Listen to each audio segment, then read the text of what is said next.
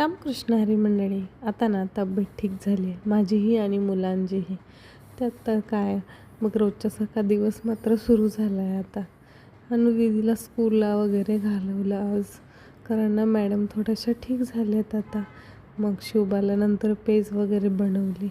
ही ज्वारीच्या पिठाची पेज आहे बरं का. ह्याची रेसिपीही मी नक्कीच तुमच्यासोबत शेअर करीन. तुमच्याकडे जर लहान मुलं असतील तर नक्कीच ज्वारीच्या पिठाची पेज करून त्यांना घाला. थंडीच्या दिवसांमध्ये ना ह्याची खूप मदत होते सर्दी वगैरे वितळायला. त्यानंतर ना मस्त भजी बनवलेले, कारण बाहेर ना खूप पाऊस पडतो आहे सध्या. थोडी बरी झाली आहे तरीही भजी वगैरे खावंसे वाटतात, म्हणून मग म्हटलं तोंडाला चव पण नव्हती, मस्त कुरकुरीत बनवलेले. त्यानंतर थोडीशी कॉफीही घेतली आणि किती सुंदर वातावरण आहे ना बघा ना समोर, आणि त्यात ही गरम गरम कॉफी. मग काय विषयच हार्ड आहे बाबा. त्यानंतर ना ज्यांना चष्मा आहे ना ते नक्कीच माझ्या ह्या गोष्टीसोबत रिलेट करतील, कारण ना चहा कॉफी किंवा कोणताही गरम पदार्थ पिताना ना माझ्या चष्म्यांवरती असं धुकं पडतं.